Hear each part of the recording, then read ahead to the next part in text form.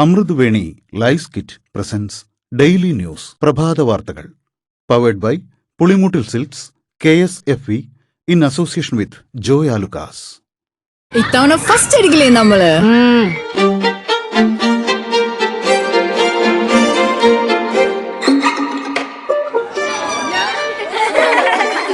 കുട്ടികൾക്കൊക്കെ പെയിൻ ശല്യം ഉണ്ടാകും. അതുകൊണ്ട് ലൈസ് കിറ്റ് ഉപയോഗിച്ച് ക്ലാസ്സിൽ വരാൻ പ്രത്യേക ശ്രദ്ധിക്കണം. ലൈസ് കിറ്റ് ലൈസ് റിമൂവർ പെയിൻ ശല്യത്തിൽ നിന്നും ഉടനടി ആശ്വാസം. നമസ്കാരം, ഞാൻ ഡെയ്സി ബിജു. ഡെയിലി ന്യൂസിന്റെ പ്രഭാത വാർത്തകളിലേക്ക് സ്വാഗതം. ഇന്ന് ഏപ്രിൽ 26 ഞായറാഴ്ച. സംസ്ഥാനത്ത് കടുത്ത വൈദ്യുതി പ്രതിസന്ധി. പ്രതിദിന വൈദ്യുതി ഉപഭോഗം 6195 മെഗാവാട്ട് കടന്നു. ഡാമുകളിൽ വെള്ളമില്ലാതായതോടെ ഉൽപാദനം കുറഞ്ഞ് 1752 മെഗാവാട്ടായി. പുറത്തുനിന്ന് 10 രൂപ നിരക്കിൽ വൈദ്യുതി വാങ്ങാൻ റെഗുലേറ്ററി കമ്മീഷന്റെ അനുമതി ലഭിച്ചില്ല. കൂടുതൽ സമയം അപ്രഖ്യാപിത ലോഡ് ഷെഡിംഗിന് സാധ്യത. അമേരിക്കയുമായി നേരിട്ടുള്ള സമാധാന ചർച്ചയ്ക്ക് തയ്യാറാകാതെ ഇറാനിയൻ പ്രതിനിധികൾ പാകിസ്ഥാനിൽ നിന്ന് മടങ്ങി. ഉപരോധം പിൻവലിക്കാതെ ചർച്ചയ്ക്കില്ലെന്നും അജണ്ട തങ്ങൾ നിശ്ചയിക്കുമെന്നുള്ള നിലപാട് പാക് മധ്യസ്ഥരോട് പങ്കുവച്ചുകൊണ്ടാണ് ഇറാൻ സംഘം മടങ്ങിയത്. ഇതേസമയം ഇറാനുമായുള്ള ചർച്ചയ്ക്ക് പാകിസ്ഥാനിലേക്ക് പോകേണ്ടെന്ന് അമേരിക്കൻ സംഘത്തിന് ഡൊണാൾഡ് ട്രംപ് നിർദ്ദേശം നൽകി. ഇനി വേണമെങ്കിൽ ഇറാൻ ഇങ്ങോട്ട് വരട്ടെ എന്നാണ് നിലപാടെന്നും ട്രംപ്. പൊതുവിടങ്ങളിൽ സൂര്യാഘാത പ്രഥമ ശുശ്രൂഷ സൌകര്യങ്ങൾ ഒരുക്കാൻ സംസ്ഥാന സർക്കാർ തീരുമാനിച്ചു. മാർക്കറ്റുകൾ, ബസ് സ്റ്റാൻഡ് തുടങ്ങിയ സ്ഥലങ്ങളിൽ കുടിവെള്ളം സൌജന്യമായി നൽകാൻ ക്രമീകരണമുണ്ടാകും. തദ്ദേശ സ്ഥാപനങ്ങൾ ഇക്കാര്യത്തിൽ നടപടിയെടുക്കണമെന്നാണ് സർക്കാരിന്റെ നിർദ്ദേശം. ഇതിന് ദുരന്ത പ്രതിരോധ നിധിയിൽ നിന്ന് സാമ്പത്തിക സഹായം നൽകും. മുഖ്യമന്ത്രി വിളിച്ച യോഗത്തിലാണ് തീരുമാനം. കനത്ത ചൂടുള്ളതിനാൽ ജനങ്ങൾ സെൽഫ് ലോക്ഡൌണിലേക്ക് മാറണമെന്ന് റവന്യൂ മന്ത്രി കെ രാജൻ. പകൽ യാത്ര ഒഴിവാക്കണം. ചൂടിൽ പ്രാദേശികമായി ഉണ്ടാകുന്ന പ്രശ്നങ്ങൾ പരിഹരിക്കാനുള്ള പ്രത്യേക ചുമതല തദ്ദേശ സ്ഥാപനങ്ങൾക്ക് നൽകിയിട്ടുണ്ടെന്നും മന്ത്രി പറഞ്ഞു. സംസ്ഥാനത്ത് സൂര്യാഘാതമേറ്റ് 2 പേർ മരിച്ചു. കൊല്ലത്തും പട്ടാമ്പിയിലും വയോധികർ മരിച്ചത് സൂര്യാഘാതമേറ്റെന്നാണ് സംശയിക്കുന്നത്. ഇന്നലെ 7 പേർക്ക് സൂര്യാതപമേറ്റു. പുനലൂരിൽ സാധാരണയേക്കാൾ 5 ഡിഗ്രി സെൽഷ്യസ് താപനിലയാണ് രേഖപ്പെടുത്തിയത്. കിളിമാനൂരിൽ ഹരിതകർമ്മ സേനാംഗത്തിന് സൂര്യാതപമേറ്റു. പഴയ കുന്നുമൽ പഞ്ചായത്തിലെ ലതികയ്ക്കാണ് പൊള്ളലേറ്റത്. ടൌണിലെ കടകളിൽ നിന്ന് പ്ലാസ്റ്റിക് ശേഖരിക്കുന്നതിനിടെ 12 മണിക്കാണ് സംഭവം. കൈയിലും കഴുത്തിലും കാലിലും പൊള്ളലേറ്റു. ഈ മാസം 29-ന് മഴയുണ്ടാകുമെന്ന് കേന്ദ്ര കാലാവസ്ഥാ വകുപ്പ്.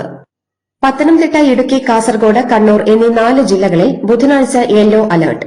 ഇത്തവണ ശക്തമായ വേനൽ മഴ പ്രതീക്ഷിക്കാം. പവർക്കെട്ടിനെതിരെ പ്രതിഷേധവുമായി ജനങ്ങൾ KSEB ഓഫീസുകളിലെത്തി. 2 ദിവസത്തിനകം പ്രതിസന്ധി പരിഹരിക്കുമെന്ന് വൈദ്യുതി മന്ത്രി കെ കൃഷ്ണൻകുട്ടി.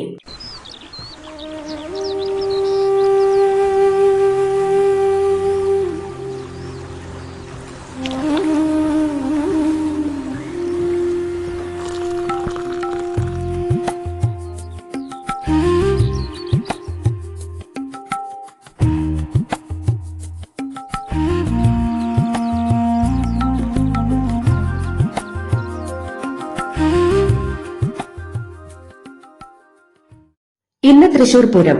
വടക്കുംനാഥ ക്ഷേത്രത്തിലേക്ക് രാവിലെ 7 മുതൽ എഴുന്നള്ളിപ്പ്. വെടിക്കെട്ടും ആർഭാടങ്ങളും ഒഴിവാക്കിയാണ് ഇത്തവണ പൂരം. വൈകുന്നേരം 5-നുള്ള കുടമാറ്റം 15 മിനിറ്റായി ചുരുക്കും. തൃശൂർ നഗരത്തിൽ ഗതാഗത നിയന്ത്രണം. തൃശൂർ പൂരത്തിന് മുന്നോടിയായി പാറമേക്കാവ് ദേവസ്വത്തിന്റെ വെടിക്കെട്ട് ശാലയിൽ നടത്തിയ പരിശോധനയിൽ നിരോധിത സ്ഫോടക വസ്തുക്കളൊന്നും കണ്ടെത്തിയില്ല.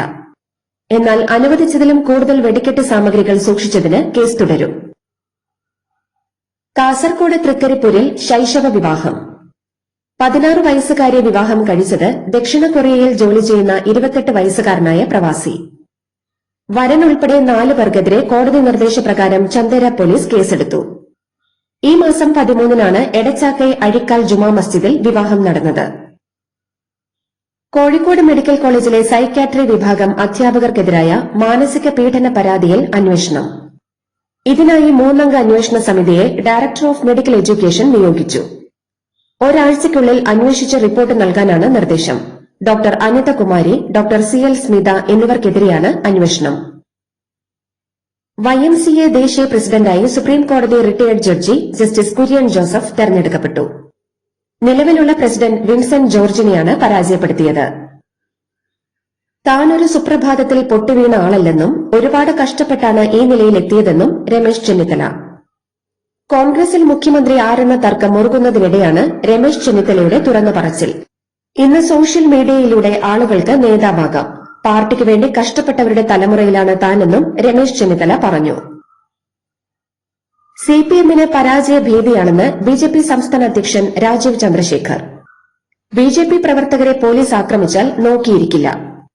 ശ്രീലേഖയ്ക്കും ആശനാഥിനുമെതിരെ കേസെടുത്ത ഭരണത്തിന് മെയ് 4-ന് അറുതിയുണ്ടാകും.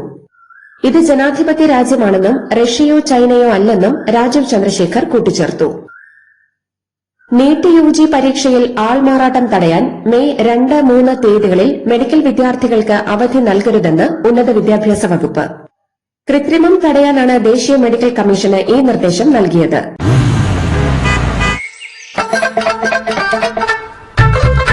എല്ലാവർക്കും വന്നു ഡാൻഡ്രഫ്, എന്തു ചെയ്യും ചേട്ടാ?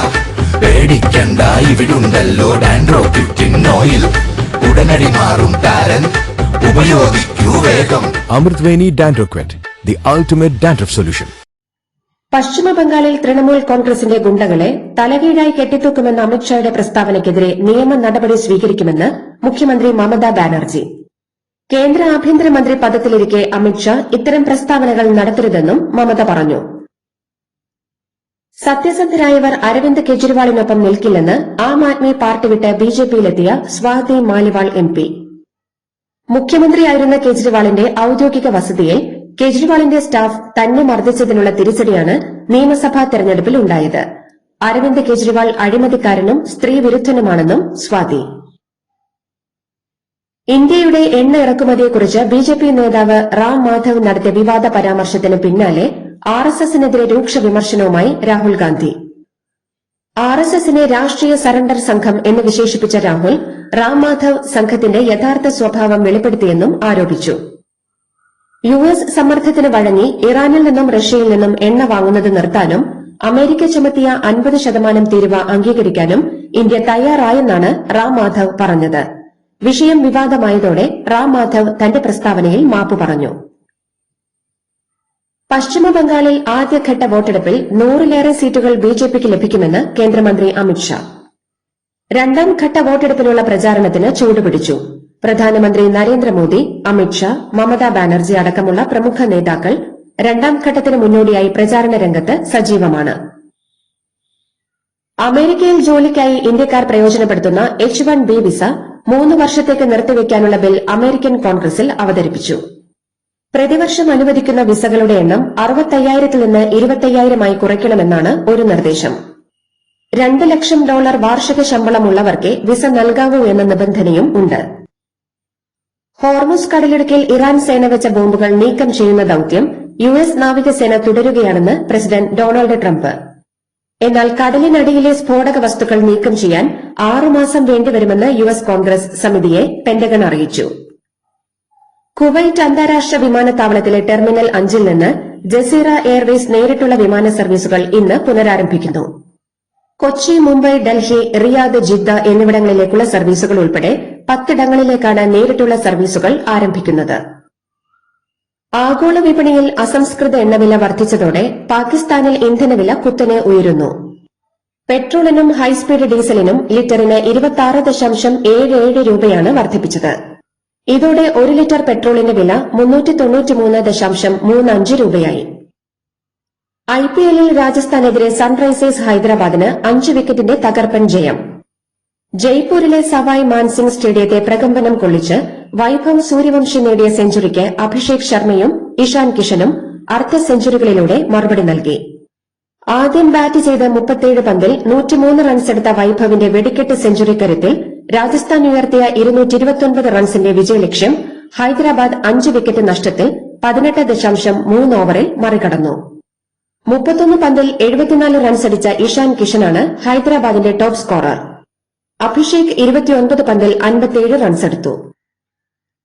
IPLലെ മറ്റൊരു മത്സരത്തിൽ പഞ്ചാബിന്റെ താണ്ഡവത്തിൽ തകർന്ന് ഡൽഹി ഉയർത്തിയ 265 റൺസ് വിജയലക്ഷ്യം പഞ്ചാബ് 18.5 ഓവറിൽ 4 വിക്കറ്റ് നഷ്ടത്തിൽ മറികടന്നു. IPLലെ മാത്രമല്ല 2020ലെ തന്നെ ഏറ്റവും വലിയ റൺ ചേസാണ് ഇത്. 67 പന്തിൽ 152 റൺസ് നേടിയ രാഹുലും 44 പന്തിൽ 91 റൺസ് നേടിയ നിതീഷ് റാണയുമാണ് ഡൽഹിക്ക് കൂറ്റൻ സ്കോർ സമ്മാനിച്ചത്. അതേസമയം 36 പന്തിൽ 71 റൺസ് നേടിയ ശ്രേയസ് അയ്യരുടെയും 26 പന്തിൽ 76 റൺസ് നേടിയ പ്രഭ് സിമ്രാൻ സിംഗിന്റെയും കരുത്തിലാണ് പഞ്ചാബ് സ്വപ്നതുല്യമായ വിജയം നേടിയത്. ഈ ജയത്തോടെ 7 കളികളിൽ നിന്ന് തോൽവി അറിയാതെ 13 പോയിന്റ് നേടിയ പഞ്ചാബ് ഒന്നാം സ്ഥാനത്താണ്. ഇതോടുകൂടി ഡെയിലി ന്യൂസിന്റെ ഇന്നത്തെ പ്രഭാത വാർത്തകൾ സമാപിക്കുന്നു.